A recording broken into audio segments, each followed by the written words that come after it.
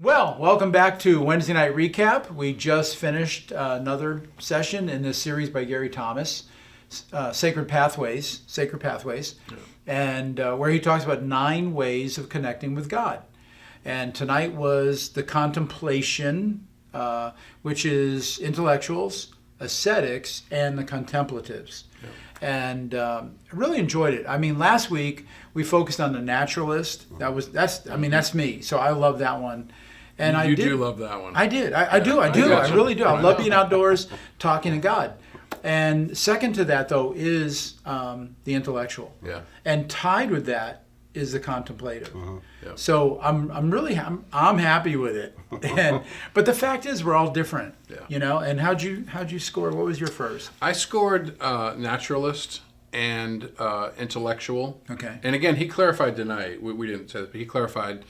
An intellectual doesn't mean you're the smartest person in the room. Right. It just means that you connect with God by you're inquisitive. You're inquisitive. Yeah. You're thinking, wanting to know information. So I was the naturalist and the intellectual. The order I'm not sold on yet. I'm kind of there, but yeah, those are my. Well, see again, you get 5 points for each one. I was 25 out of 25. Yeah. For naturalist. That's pretty high. And I was 18 for intellectual. Mm-hmm. And I'll tell you, the intellectual is really cool. I mean, because you do want to learn more about. The illustration I gave is how I've read through the Bible several times in my life. Just in a methodical way. And of course, I'm always studying because that's my calling and vocation. Mm-hmm. But boy, you can look at the Word of God and still get something brand new out of it. You can look. To me, that's amazing that you can look at one passage you've studied, or in my case, I've studied and preached 4 or 5 times in a lifetime. Still go back to it, and there's something new there. Right. Yeah. Like, I even pray that way sometimes as I go to read, that I see something I haven't seen before. Now, I want to throw out the caution I threw out to everybody was you don't create new doctrine. No. You just see something you never saw exactly. before. It's like, how did I not see that? Yeah. Yeah, see something that affirms what you've already known about Yeah. God. It's like just becomes more clear or broader or whatever. But yeah, that's really true. Yeah. And my second was intellectual.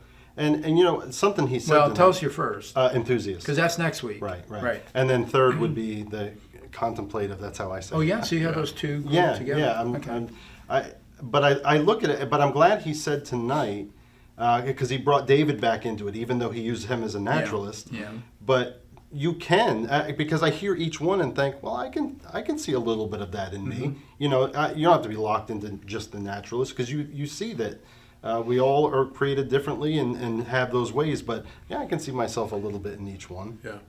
And another thing I was thinking, I didn't bring it up while we were in there, but I've noticed too, like certain seasons of my life, even though I'm solidly, a couple, they're my go-to ways to connect with God.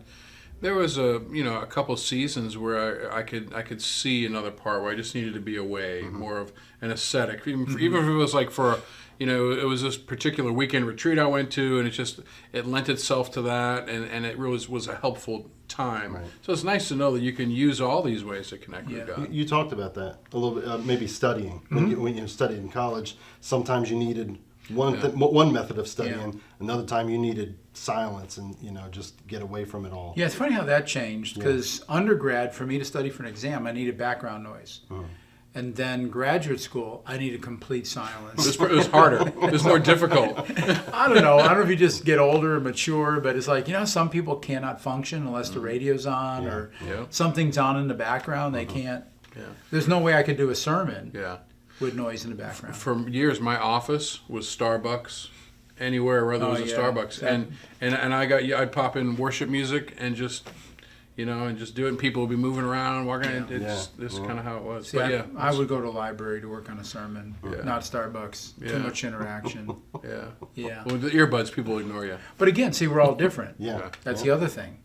But even the background music, there's no way I could focus because I'd start singing along. That's what I was going to say. I need it quiet enough that I'm not focused on it, because if I can pick it out, I'm going to start singing it. You talked about it tonight, how early on you're going to take maybe not the ascetic way, but you're going to if you're trying to be the aesthetic, Yeah. there's going to be distractions. Yes. And I really did. I mean, I read Cho's books, I read E.M. Bounds, I read all these great giants of prayer, and they all talked about how they got alone with God, and it was quiet, and they put in hours, and then God responded to them. And it's like I would get in this wingback chair we had in our first house.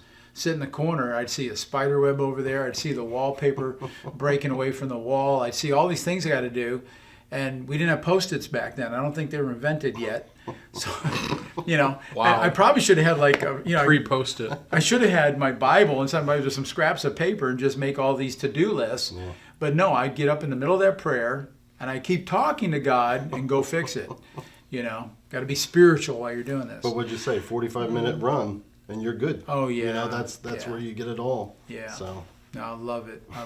And that's just me, but everybody's different. Right. So It's true. But on the sad end of it, I don't know if there are many ascetics out there today who like the extreme spiritual discipline, the quietness, Yeah. And I hope that doesn't become a lost group of people. Yeah. Because there is a place for that. Yeah, just because it's not yours, Yeah. there's great value. I mean, look at John the Baptist. He Yeah. was probably, more towards that, coming from the wilderness. It's And the way I wrapped it up tonight, regardless of what your pathway is to connecting with God, the point is relationship. Right. If you're an ascetic and you're on your knees and it's quiet and it's an intense, that's about relationship. If you're out in nature, if I'm running down a trail in the White Clay Creek State Park, that's relationship. If I'm a contemplative and I just want to feel God, just maybe go to the shore and just face the sun as it's rising, and just thinking about the majesty of God. All of that has to do with relationship, and that's what prayer really is. Right. It isn't giving God a honey-do list. Yeah. Lord, I need more money. Lord, I need more of this for my kids. I need more of this. It can't be just a list of, Lord, I need you to do these things. Obviously, we can ask, but it should just be, Lord, I love you. And it really is at the heart of being Pentecostal, Yeah. is experiencing God, Yeah. whether it's through solitude or nature. And so I think it's very relevant to us as a church, So Yeah. Well, anyways, listen, next week, I think we're going to wrap this up next week with the last three, and really want to encourage you to come out for that. Even if you missed the other ones, it's still worth getting this. Right. And, of course, I always have a way of reviewing and recapping before we do Wednesday night recap. So, again, now, quick announcement about this Sunday. It's week number 4 on marriage, and the series is entitled The Knot, and I'll be covering what is a husband, and I think you're going to enjoy this one. Real good one for the ladies to listen to. What is a husband? Wow. So hope to see you Sunday, and of course next week on Wednesday as well. God bless.